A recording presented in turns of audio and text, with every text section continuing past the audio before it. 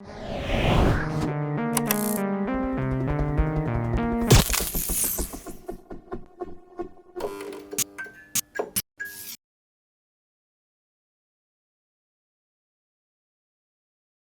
guys, welcome back to that show where I talk to random people about their creative passions to hopefully get you inspired to pursue your own.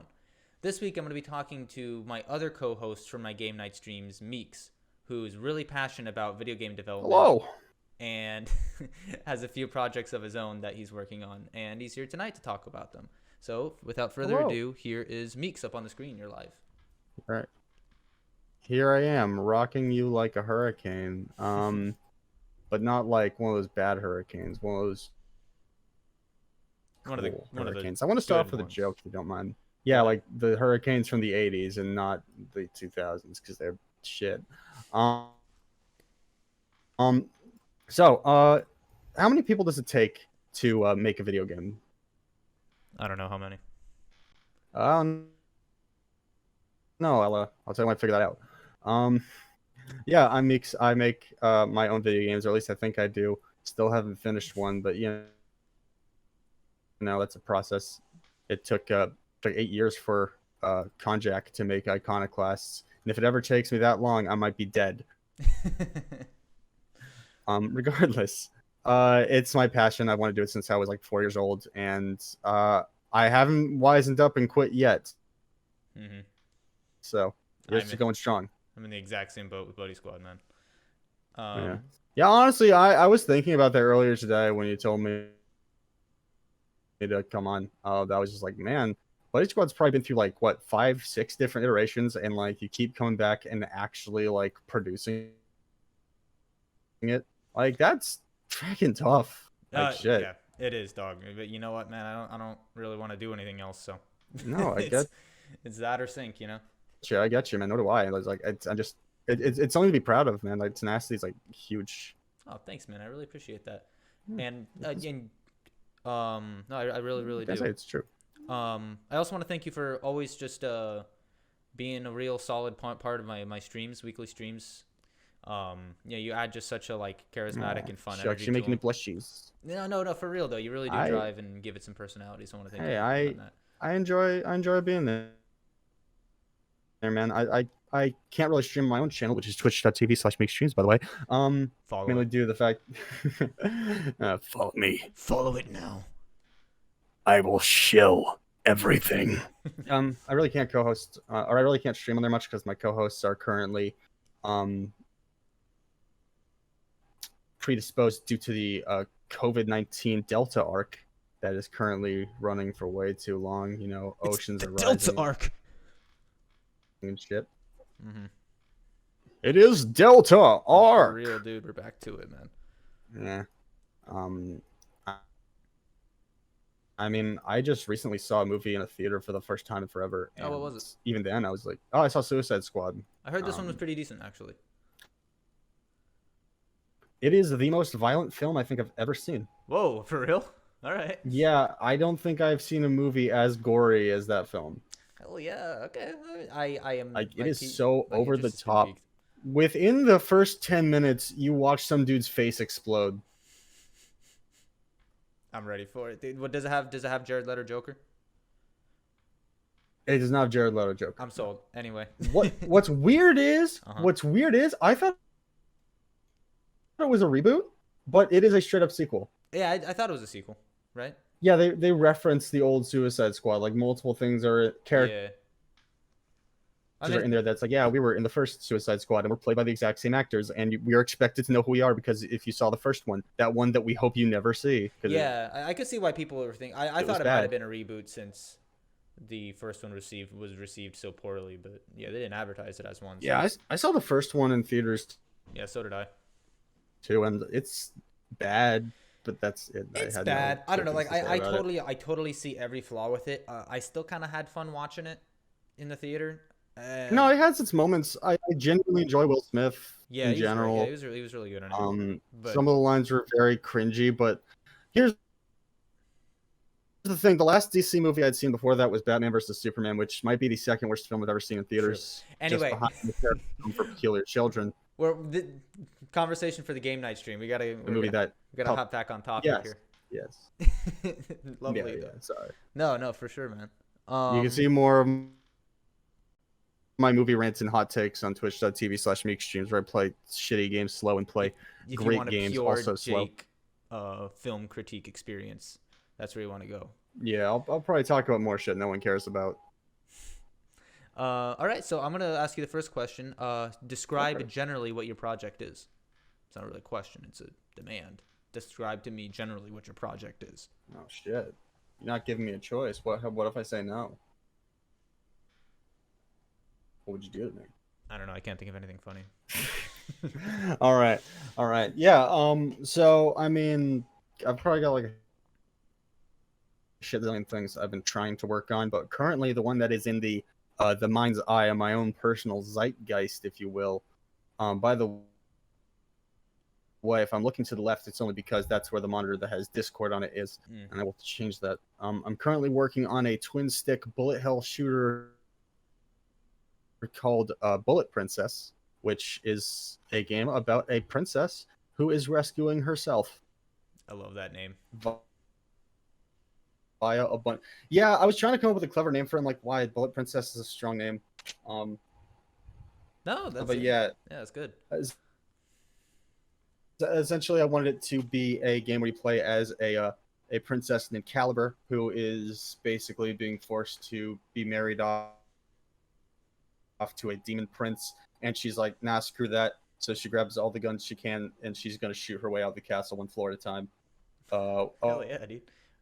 Where did she get the guns? I wanted to make it sort of like a Metroidvania almost. Yeah. She just had. Well, okay. So there's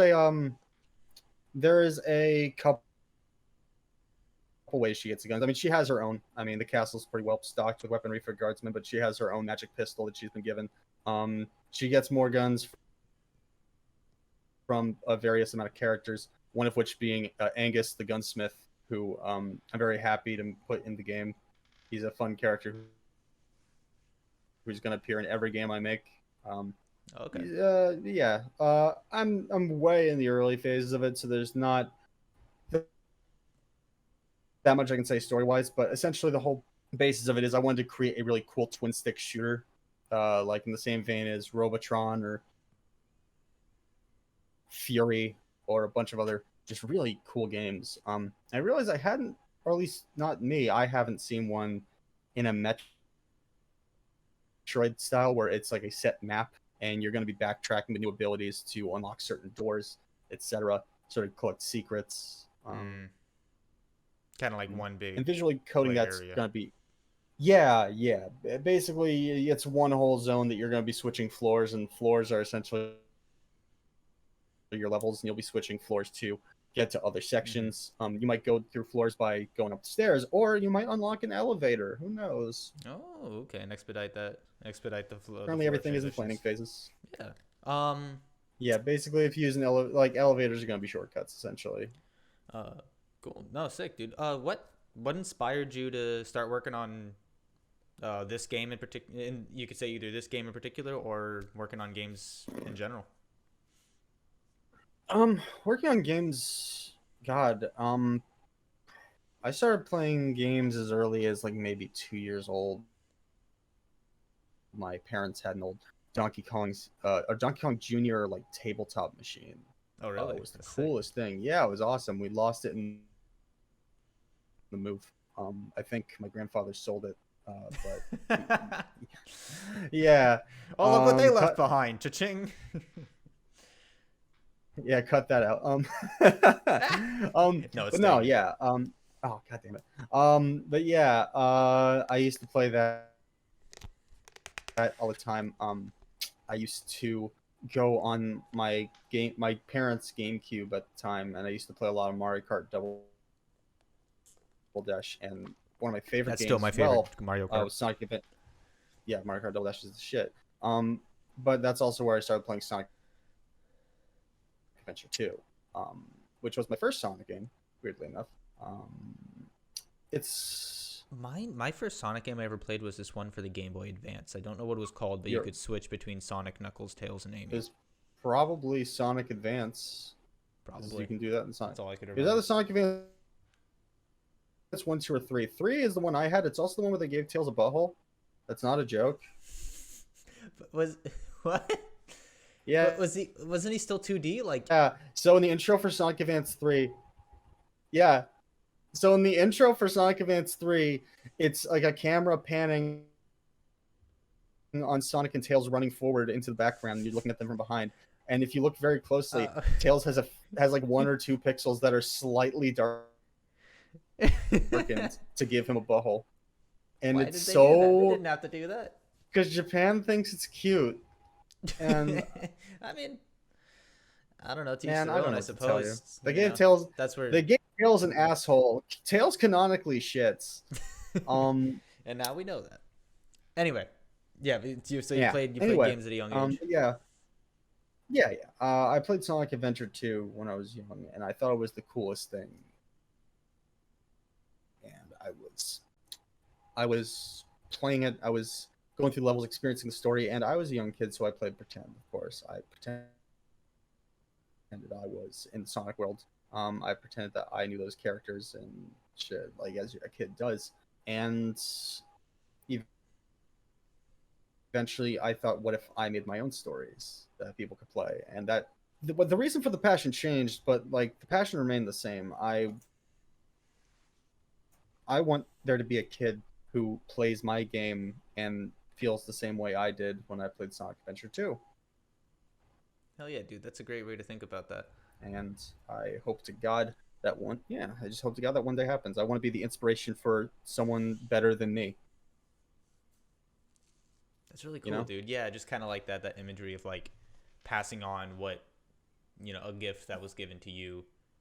To give the next person. That's a really cool way to look at that, dude. I really. I mean, everything's inspiration, right?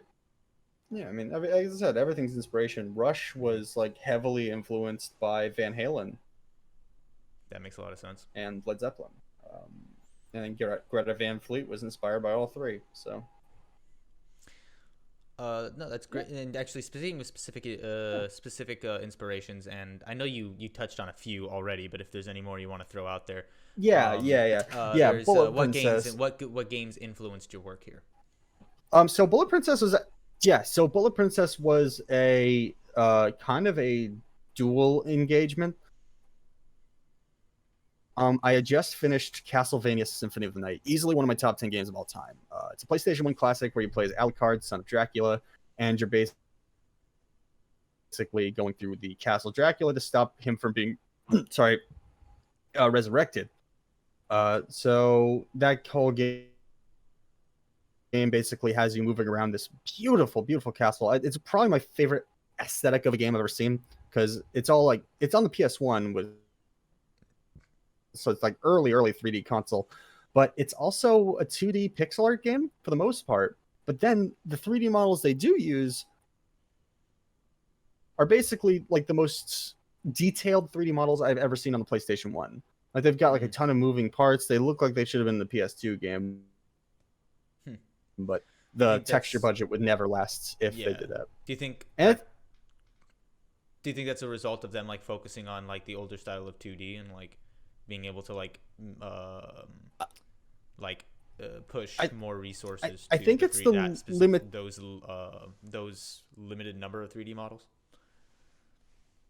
I think it's the limitations of the technology that made them sort of like try and figure out what they could do, because the few 3D objects they do use look great, like they're super highly detailed. And I think that kind of adds to how imposing a lot of the enemies are supposed to be, because you're fighting monsters essentially. And you're fighting a ton of them. There's one area I love specifically that's like a church almost, that it's the only area in the game I could think of that's actually a full 3D room. That you don't look around, you just see the background. It's just used to make the background look very imposing and large. And it's used so well. Yeah. It's so cool. And it's like the exploration of that game, like, because you're going through the castle multiple times just to collect items, to get farther in the castle. You're fighting all these really unique and cool enemies. The music, the goddamn music is just like just 100 all the time.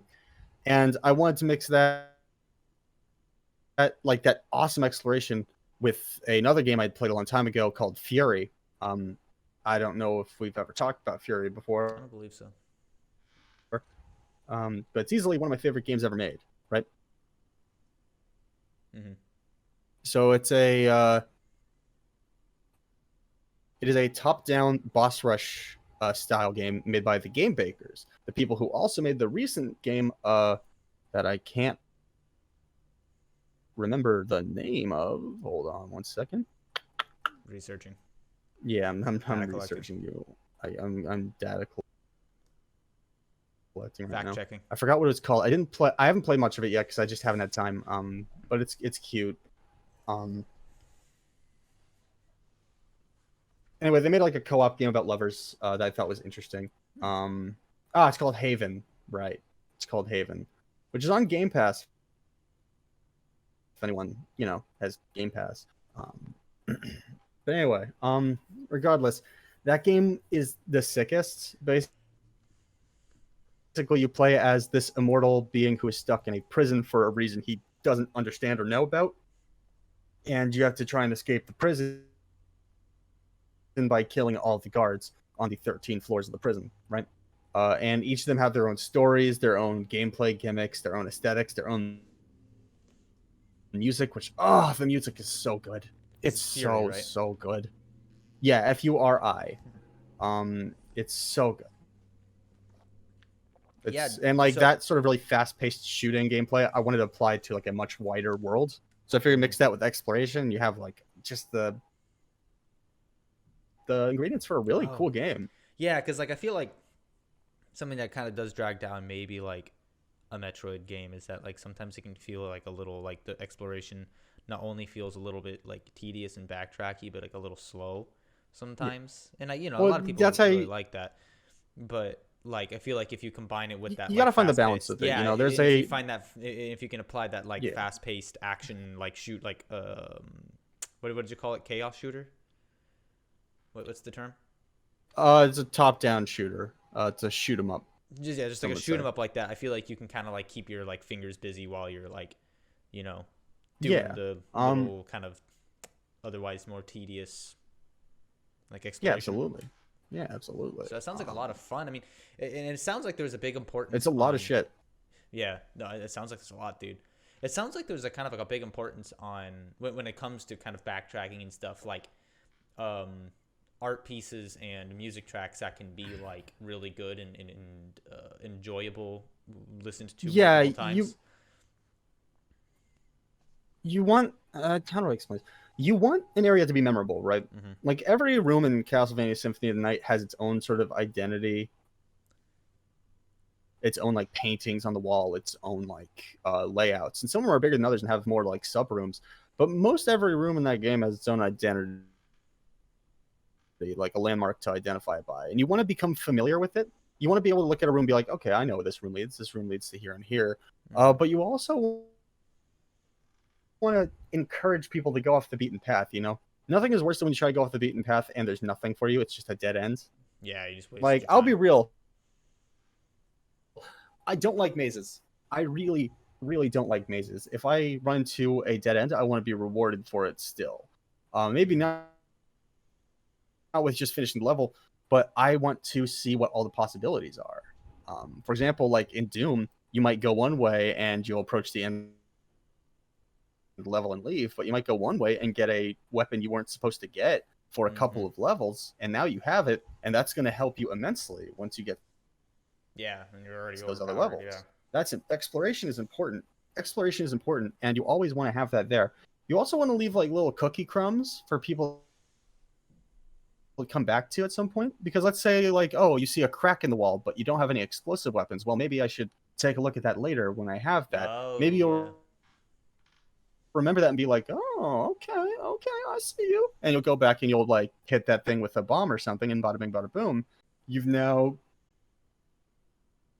gotten a secret, and that little sort of tingly dopamine feeling in your head goes off, and you're rewarded. And now you as a designer, you get to save a little bit of work. You can reuse that area, but the player now doesn't feel like they're backtracking as much or like you're reusing it as much because they're able to use the area in a new way, like the same area you've already designed but in a whole new way. approaches So themselves. that also comes down to a balancing act because just like let's say I put that bomb that cracked wall in the room, right? Mm-hmm. And you go back there and you crack that wall, you get the secret, and they leave the room. Now what? Now they have to walk all the way back to where they were supposed to go to get that sort of engagement. It should be natural. Mm-hmm. You know, if I put that crack in the wall and expect you to come back for later, you should have a reason to have gone back other than just that secret. Like you should be already in the area and be like, oh yeah, I should check up on that, Kind and then of go loop there. back, And that's not completely satisfying. to it maybe, but adjacent to it. Yeah. Nothing feels as bad as having as playing a game that feels like it's wasting your time. Mm-hmm. You know, I think that's really really apparent when I'm an adult now. I don't play a lot of video games in the ways I used to because I have so many things I'm working on, whether it be my personal projects for software, it could be just my job, could just be family. I have a cat I take care of. Got a cat to walk, man. If you're gonna make a game, make it. I don't care if it's only like 2 hours long. I want it to be all killer, no filler. You know? Yeah, absolutely.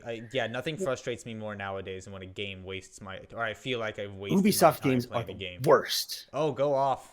Yeah, Ubisoft games are the worst at this. Like, I look at Assassin's Creed and I'm like, oh, we have 200 hours of content. And it's like, how many hours of that content is just running through empty, barren fields, collecting a bunch of bullshit collectibles, and like fighting the same guys with different skins. Like, no, this guy is the level 100 and his sword's on fire. And it's like, I don't care.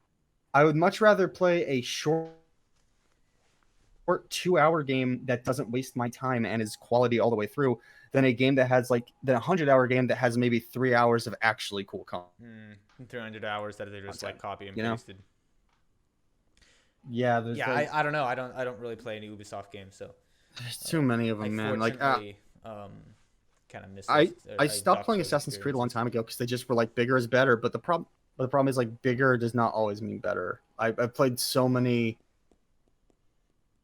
shorter games that I love. I mean, shit, Dusk is incredible, and that's maybe like no, I can't call Dusk a short game. That game's long as hell.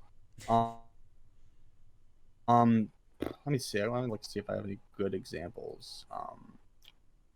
Let's see. I mean, Dishonored 1 is a great example of this, right?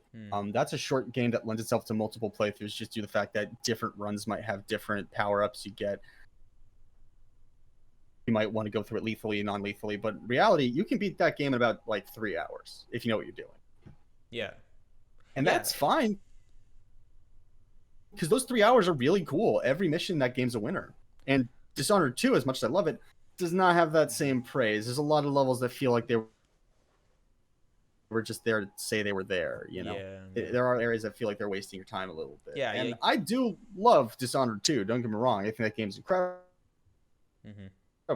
But I'd rather play 1, even with the quality of life improvements of 2, just because like it's a lot more concise. It tells its story without having to spoon feed anything. It just kind of lets you go at your own pace. Yeah, and it's a shorter game with it's a shorter game, but its replayability factor extends that life probably longer than the longer game that just has more like linear activities. I would say, like you would say, or like linear engagement. There's a saying that's become a lot. Yeah, there's a saying that's become a lot more common in game dev Twitter right now. Which is I want games that are shorter with worse graphics, made by people who are paid more to work less. And I am 100% on board for that. I mean, Hades is one of my favorite games of last year, and that was made by a small team over the course of years and years in early access. That was made with no crunch and forced mandated vacations, and that game is like take a vacation, immaculate. Hit the beach. Dude, there's a little story about a guy like had like some surgery, and like he kind of came back even though his doctor said to wait a couple weeks, and his boss said no, you use your PTO. That's awesome. Come back later. That's beautiful. Yeah. What company and did it's that? great. That was Super Giants, the people behind games such as Bastion, Transistor, Pyre, and of course Hades. Three of those games are great. One of them I was hit or miss on. I didn't love Transistor. Yeah. I thought its aesthetic was cool. But yeah, if you treat your employees right, you can still be successful. Anyway. Yeah, but you're not gonna win Best Director. You know why? Because that went to Neil Druckmann, the guy who made Last of Us 2, that game that was made on really bad crunch. So bad that one of the employees leaked the entire game early. You gotta be super butthurt for that. But we need our Naughty Dog games, though. I guess not butthurt, but you gotta be hurt to want to be. I'm very pissed off about that. Wasn't that game kind of a mixed bag anyway? Like What? I wasn't Last of Us 2 a mixed bag, or did I don't play? I'm not a PlayStation player, so I don't know. I heard so here's the thing: mixed. Last of Us 2 is a weird case because it's a Naughty Dog game, so it's immaculate, right? Like it's gorgeous. It plays very well. Like the gameplay for it is very solid, but it's weird. It suffers compared to Last of Us 1 because of its story. Because its story's pacing is kind of all over the place, and it's trying to be important and profound, but actually comes off as trite. Yeah. Like the pacing of the first game, the pacing of the first game, I wouldn't even call it profound. It was just like really well done. It was a small story about people trying to protect each other in a world that's like so hateful and brutal, and it was kind of sweet. This one felt like it didn't need to exist. Honestly, A Last of Us 2 would have been better if it started a whole new cast, like had nothing to do with the old game, just had like a whole new people in this world. Like that would have been fun to me. I would have liked that. That makes sense. But this felt like unnecessary, and the ending sends a real mixed message. I'm not going to spoil, but I really despise the ending due to like what they were trying to say, because it's counterintuitive to what the message of the game was supposed to be. Yeah. And on top of that, just like the pacing's poor. Like the beginning of the game kind of threw you into this one intro that was a little bit slow, but ramped up and escalated over time, like pretty quickly, I would add. Last of Us 2 starts off pretty fast and then slows down, which is weird. Yeah, you don't really want that. It's up again, but it's kind of all over the place. Someone described video games as a roller coaster. You don't want to be all you don't want to be like all down or like just all like fast parts, because then you start to get tired. You kind of want to blend it in between to give people some room to breathe, so that when the next encounter comes up, they're ready for it. Yeah, you want to make sure people are ready for the next thing. You don't want to overwhelm them. I've seen too many games that start off too hard and end up like turning people off just because they're scared. I mean, countless MMOs are guilty of this. But then again, there's also the problem of games that start off too slow and like kind of just get bored. Like, what's the point? Well, you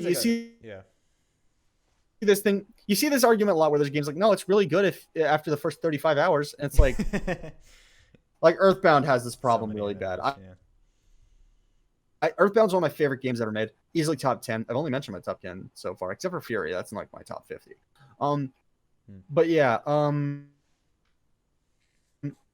like Earthbound's beginning sucks. Like, it's terrible.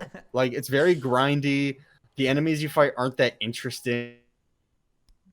You fight like multiple bosses that are just kind of bullshit. You only have one party member, so you really can't plan anything. You're just kind of brute forcing your way through the system. And then immediately after that, like second boss, it's all killer. It's all great. Like, you go to the police station, you fight the police, you leave. It's really funny. You get your first party member that joins you. You go off together. You kind of see some blending of the systems to where just for any audience member who may not be sure, this is the game that Ness is from, right? From the yes, Ness Undertales. That's his name? It's from that, yes. Oh yeah, no, okay. No, it's a joke. It's a dumb joke. Yeah. Ness and and Lucas are both from the Mother series, Earthbound being Mother 2, and Lucas being from Mother 3. Both games I've played, both games I love immensely. They're fantastic. Highly recommend it. Yeah, no, they got to be really good if they're getting all these clones getting spammed out in the last decade. Oh, yeah. I mean, you see that with Lisa, Omori, Undertale, Deltarune, and Oddity, which is coming up, which I'm so hyped for. I cannot wait for Oddity. That game looks sick. Anyway, I do want to move on. I want to move into what engine do you use and why for Bullet Princess? I want to hop back into Bullet Princess. What engine do you use and why? I use Unity because I'm a hack. Okay, sorry. That's not fair. So many good games are made in Unity. Okay, so here's the problem with Unity, right? Like, it's a buggy ass engine. It's kind of a shit engine. Like, it's got so many issues with it. You're gonna have to dumb some things down for me because you got to explain some concepts engine wise to me because I have no idea. Okay, yeah.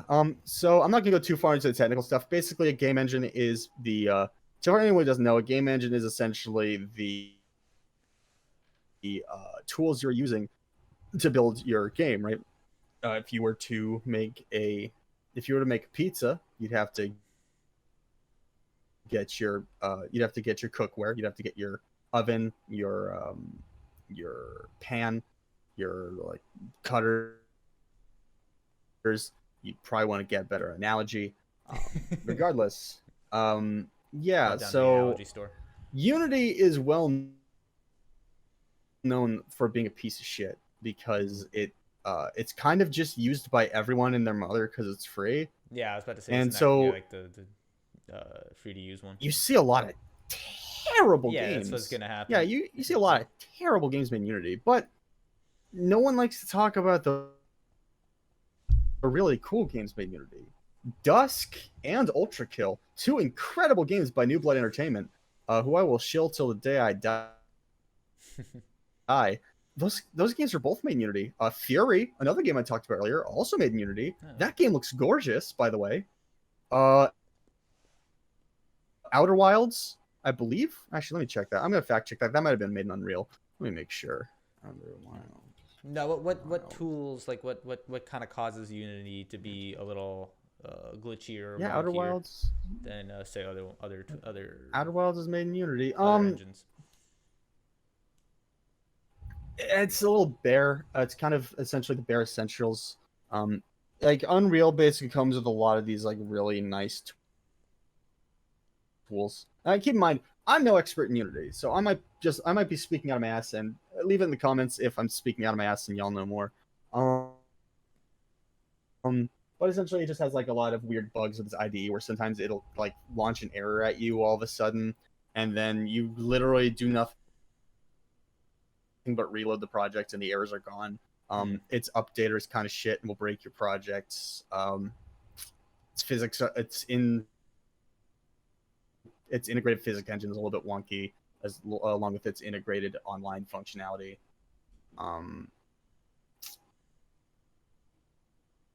It's a lot of tech speak, but it's not nearly as bad as everyone says it is, mainly because it's only gotten that bad rap for like the shit games made on games like low effort games people have made. Yeah, you know what else was made in Unity? What's that? Cuphead. Oh, really? Yeah, Cuphead was made in Unity. That is a beautiful game. It is a fantastic game. Really I love it so much. Easily one of my favorite games. So like different and this may be a little more technical than we want to get into, but like someone just hacked my Instagram. Oh, for real? Yeah, I think so. It's shame that you can't log into Instagram. We can help you re-access your account. Yeah, I keep getting these Russian emails saying like, "Damn, sucks your Instagram got hacked, bud." Well, it's a good thing we can fix. That's like, but I'll need your social security number. Yeah. No, but this may get a little too more technical than we want to get into here. But what kind of causes the physics engine? Like, what would you say? Like the difference of the physics engine would be for Unity versus like Unreal, and what kind of causes different engines to have different kind of physics, and how does that affect games? I'll be real with you, Chief. I don't have answers to that. I'm not nearly that smart to be able to They to just be do. able It's to I guess just pull. they just do. different It's one of different those. physics, It's just the or way it's built. Yeah. just I'm like afraid I'm not the type of person to tell you all that. yeah, I'm just afraid. the I'm way sorry. the codes and algorithms are baked in. Yeah. Okay, cool. Okay, As so I I'm gonna said, I'm a hack. I can't say too much. nah, dog. You're an artist, is what you are. So then we'll move on to That's something the that same thing. hey, um, we're gonna move on to something that then you probably you'll have more to speak on then. Describe the mechanics of your game. I mean, you've described them in a little bit, but let's hop into detail. What are the mechanics of Bullet Princess? Bullet Princess is going to be a weird amalgamation of the stuff I basically learned from Fury and some stuff I learned from Symphony Night as far as game design. Just like looking at it, peeling it apart, like why I love it, why it works to me, you know. And so, give me 1 second. Just want to make sure. Gotta turn 2-step authentication for my Instagram. That's unfortunate, dog. I hope it's fine. Yeah, it's one of those things, man. I don't even use my Instagram. Is the funny thing. It's just I don't want them to have it because I don't want people like spamming porn on my timeline. Yeah, of course. I'll cut this part out. Like Don't that. worry. I don't want them being attached to my name. I can cut yeah, this part out. Let me know when you're ready. We can start the question over, by the way, too. Yeah. All right. So yeah, Bullet Princess is sort of a it's sort of an amalgamation of ideas. I know that of course the main mechanic is going to be shooting, right? You have your gun, you fire it using the right stick to aim, the trigger to pull the trigger to fire. Of course, these controls will be changeable. I'm just saying for now that's what the controls are. I'm going to definitely have a dodge button of sorts, just to allow you to sort of zip across enemy bullets in case you need to escape. I want there to be a little bit of an emphasis on melee. You're not going to be doing a lot of melee combat, but one of the things about Caliber is she does have her brass knuckles, which she wears underneath her gloves, or over her like long lacy princess gloves. Yeah. This is like Rambo Peach, right? I want designer almost to look like a yeah, almost like Rainbow Peach. Yeah, like I want the designer to be sort of a Mario style princess that like this kind of like carrot red hair, the little Mario style crown, the green dress, the lacy gloves that have the the brass knuckles on them, the black combat boots. She's supposed to be a fun character. I really liked her design. But yeah, basically, you're going to be doing some melee combat. When enemies try to get close, they might dodge your bullets and then come into you, and they're going to try to hit you. You can block it with the brass knuckles and hit back even harder. Sick. Yeah, I want you to feel like a badass playing this game. You know, I don't want it to be forced. I want you to earn it. You know, like you're not going to be like, it's not going to be like Arkham combat where just press one button to win. I want you to actually have to work for it, you know. Hey, you sometimes had to press Y. Yeah, that's the thing. There wasn't a lot to that combat system, and I really want to make something that keeps you engaged, keeps you focused and learning. I'm gonna have multiple weapons. Your main weapon, of course, is going to be a fully automatic fire with your magic pistol. You might have a shotgun that fires less fast, but fires in a spread. I know I want there to be a railgun, which takes a second to charge up and will take a second after you fire. Oh, that'd be sick though. Goes through multiple enemies, maybe a wall to move, but you can dodge right. You can, yeah, it goes to multiple enemies. Even might not be a wall. Certain kind of walls, maybe. Just throwing ideas out there. Certain kind of walls, yeah. I do want there to be a little bit of secret tech. So you heard it here first. It takes a little bit to move after firing the railgun, but you can also dodge out of the railgun to automatically fire it while you're sitting still, meaning that you'll automatically fire it and you'll still be stuck, but you'll at least be stuck in a different location. That makes sense. So if you need to make that shot, it gives you a little bit of leeway, a little bit of tech. You get stuff like that. There's a thing in Symphony of the Night with sub items, right? Which are these like these little items that you get from like breaking like the chandeliers or the candles and like that.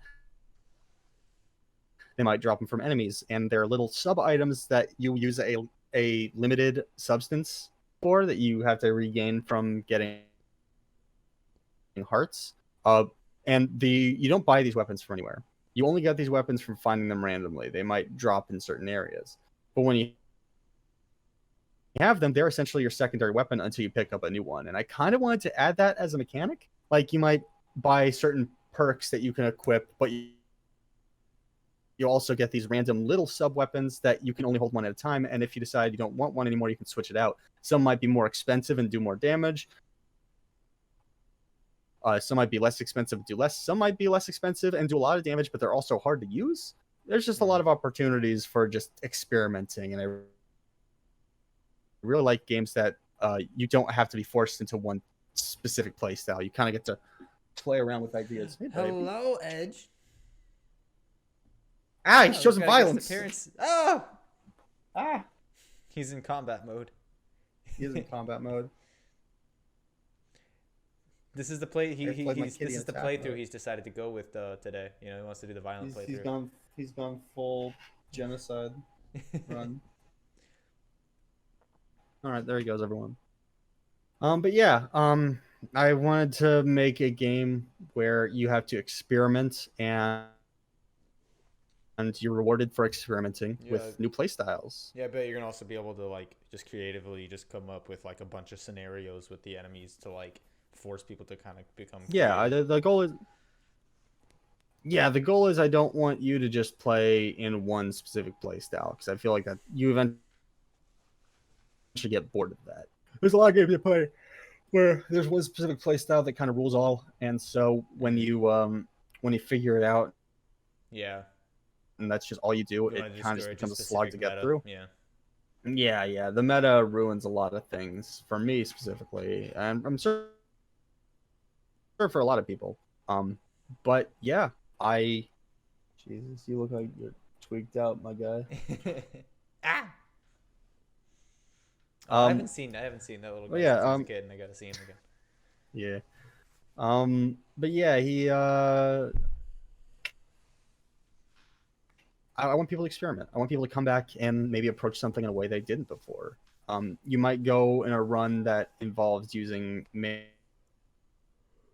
your automatic pistol and shotgun and pretty much just hitting those specifically, or you might want to switch out your guns a little bit, you know?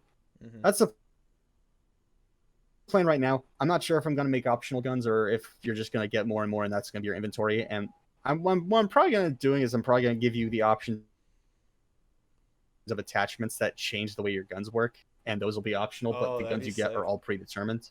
That's what I'm thinking. But even then, I'm in way early phases. I've only got the movement working and I have like the shooting working. I really don't have much else right now.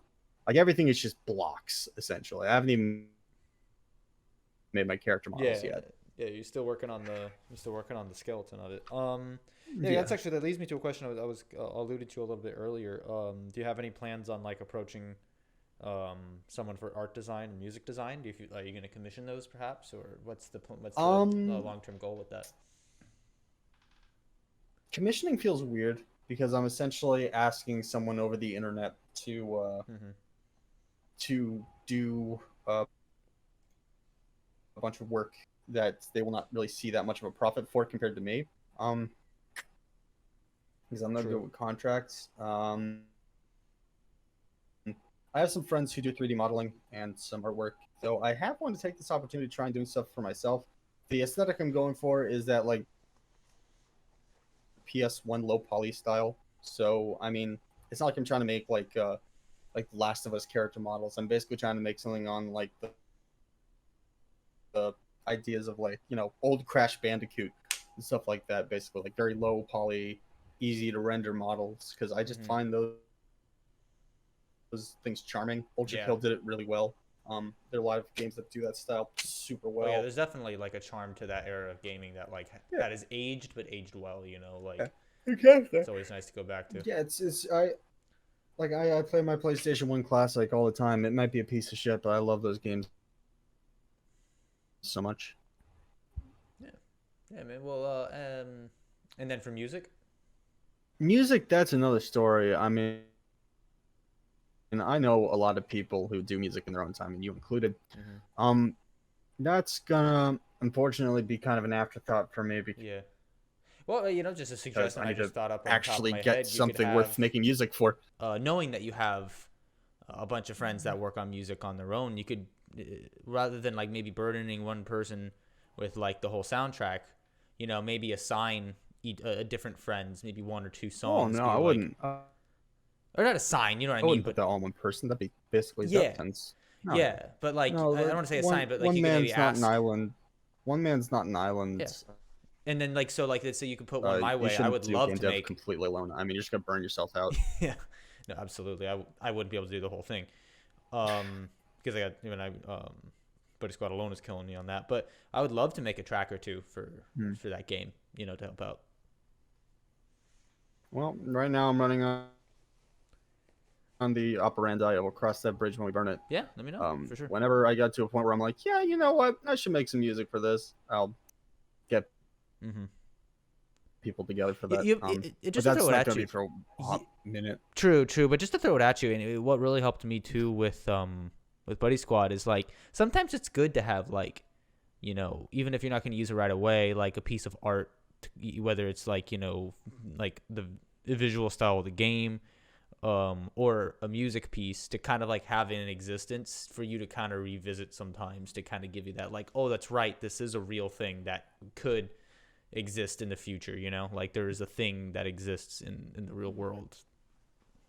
Jason, no, that's fair. That's fair. It's just one way of going about it. That certainly helped me. That's true. I don't know. It's definitely motivation. A motivation thing for me where it's just I work like 10 hours a day. Yeah, you a warrior, dog. Go home. I'm an underpaid technician. So just like anyone in the labor force. Pretty much. Eat the rich. Anyway. Anyway, I want to jump. We're gonna start wrapping it up here a little bit. What are your goals with this project? Get bitches, make money. No. Noble goals. Anyway, moving on.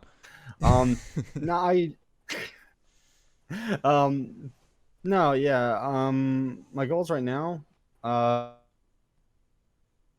I just want to put something out. I want to put my name out there. I want it to get on Steam. I want people to purchase it with real world money and give their money to me so that I know that my work is worth something, Like, I don't even care if people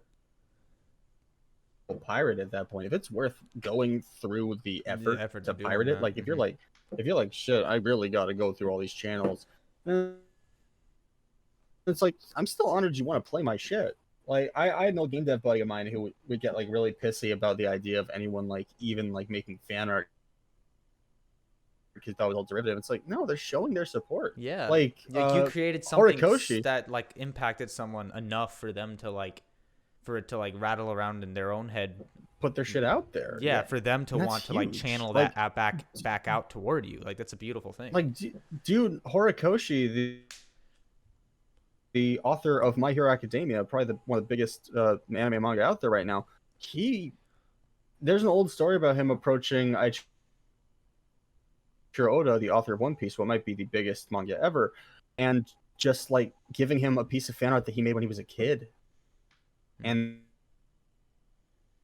that's nuts. Like seeing someone basically go from a fan to a creator. I mean, Kira Buckland, one of my favorite voice actresses, did like My Little Pony fan animation voice acting on the internet, and now she's 2B in Nier Automata. So follow your dreams, kids. Drop out of school. Don't listen to your parents. Don't listen to me. I'm a bad influence. But no. Yeah. Bert 50% endorses Meeks' message. I I want people to follow their dreams. I want people to figure out what they want to do, and I want them to hit it hard. And I hope that maybe if you play my shitty game, maybe I'll inspire you to make a slightly less shitty game. Well, we'll see. We'll cross that bridge when we burn it. Hopefully, hopefully before the ocean envelops us all in its cold and uncaring waters, we might get to play a game or two. I don't know. It's not just sometimes I want that to happen like right. It's just like faster rather than later. Anyway, what are your plans for the future? Plans for the future. Mm-hmm. Are we talking professionally or are we talking in general? Your choice. My plans for the future are breathe. Oh, you know what? I forgot to write that. I should write that down. Yeah, I think that's been my problem lately. Shit, it's good to remember. What I've been doing wrong. But yeah. No, my I mean, I think you kind of touched on that. Plans for the future are I'm gonna continue working on this. Yeah, I just want to work on it. I want to make it look good. I want to be proud of it. Say you do finish it and it's I want people to think it's shit. I want people to think it's shit, and I want them to tell me why they think it's shit. You just want people to think about it.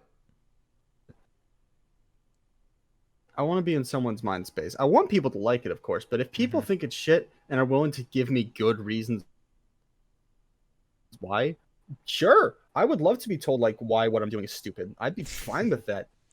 As long as it's constructive. As long as it's constructive, like please let me know. I'm more than happy to get told like I'm shit at something if I can fix it. No, just super wise. No, just super true words, man. If the game does become successful, do you have any like other game projects like kind of lined up, like in like a backlog that you may want to visit after? Because I certainly do for shows. Oh, I have too many. Perhaps maybe that'll be another episode. I have 2 different Danger Channel games.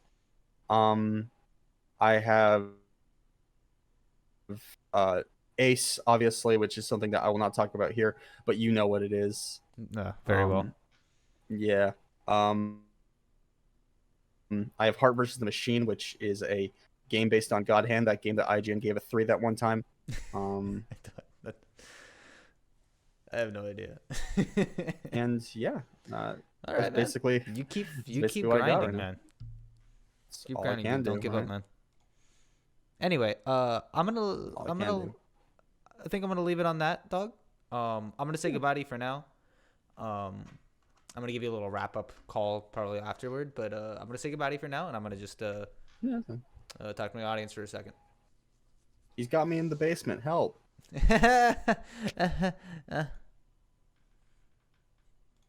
Yeah.